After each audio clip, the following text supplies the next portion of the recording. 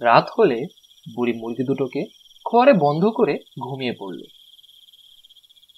তখনই বুড়ির বাড়ির পাশ দিয়ে জগা নামের একটা চোর যাচ্ছিল। জগা হঠাৎ বুড়ির বাসার জানালায় উকি দিল। উকি দেওয়ার পর দেখতে পেল বুড়ির মুরগি দুটো একটি পাতির নিচে বন্দি আছে। জগা সাথে সাথে বুড়ির বাসার ভেতরে ঢুকে বুড়ির মুরগি দুটোকে চুরি করে দিল।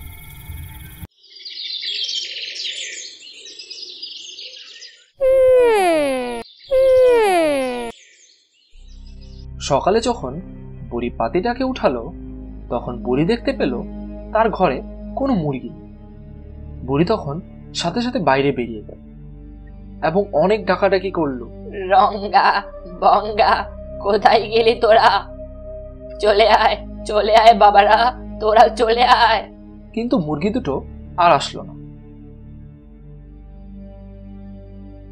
দুপুরবেলা বুড়ির বাড়ির উপর দিয়ে একটা জাদুই টুনি উড়ে যাচ্ছিল। চলে আয় বাবারা, তোরা চলে আয়। বুড়ির বাড়ির ভেতর থেকে কান্নার আওয়াজ শুনে জাদুই টুনিটি জানালার কাছে গিয়ে বসলো। আমার মুরগি দুটো কোথায় চলে গেল? কে নিয়ে গেল আমার মুরগি দুটোকে? আমার তো এই দুনিয়ায় এই মুরগি দুটো ছাড়া আর কেউ নেই। এই মুরগি দুটো যে দুটো ডিম দিত তাকেই তো আমি বেঁচে থাকতাম। এখন এই মুরগি দুটো আমার কাছে নেই। আমি এখন কিভাবে থাকবো? কি খাবো আমি? হে প্রভু, তুমি আমার মুরগি দুটোকে আমার কাছে ফিরিয়ে দাও। বুড়ির এসব কথা শুনে টুনির চোখ দিয়ে পানি পড়ে গেল। তখন জাদুই টুনি বুড়ির বাসার সামনে একটা জাদুর ডিম রেখে চলে গেল।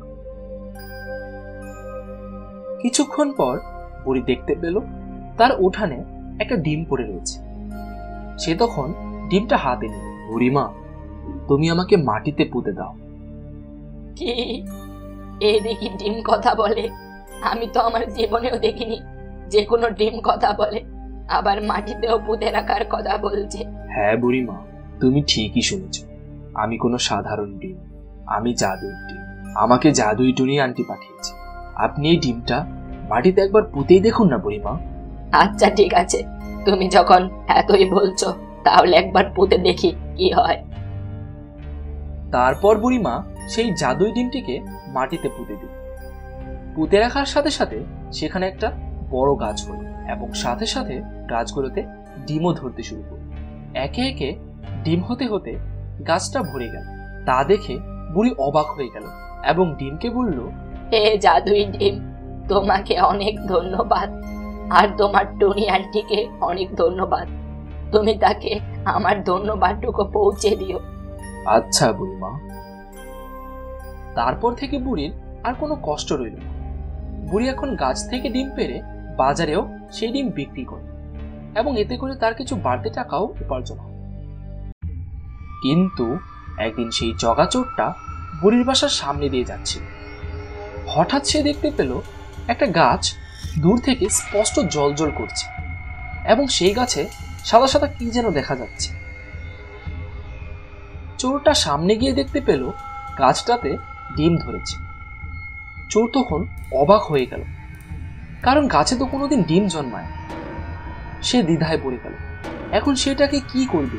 সে তখন সিদ্ধান্ত নিল সেটাকে চুরি করবে। সে গাছটাকে চুরি করার জন্য প্রথমে গাছের গোড়া ধরে টানতে লাগলো, কিন্তু দেখতে পেল গাছটার গোড়া কিছুতেই সে উঠাতে পারছে। তখন সে তার কাছে রাখা ছুরি দিয়ে গাছের গোড়াটা কাটতে চাইল, কিন্তু সে দেখতে পাচ্ছে গাছটাকে ছুরি দিয়েও কাটা যাচ্ছে না। তাই সে তখন সিদ্ধান্ত নিল যে সে এই গাছের সবগুলো ডিম পেরে নিয়ে যাবে। কিন্তু যেই না চোরটা ডিমে হাত দিল, সাথে সাথে তার হাত দুটো ডিমের সাথে আটকা পড়ে গেল। চোর তখন খেয়াল করতে পারলো যে সে তার হাতটাকে সরাতে পারছে না। সে অনেক চেষ্টা করেও সে তার দুই হাত ছাড়াতে পারল না। চোরটা তখন সারা রাত সে গাছের সাথে আটকা পড়ে গেল। সকাল হতে না হতেই গ্রামবাসীরা হঠাৎ দেখতে পেল একটা গাছের সাথে চোরটা বাঁধা আছে। তখন গ্রামবাসীরা সবাই মিলে সেই চোরটাকে সেই গাছটি থেকে আলাদা করতে চাইল, কিন্তু তারা কেউই চোরটাকে সেই গাছটি থেকে আলাদা করতে পারছিল।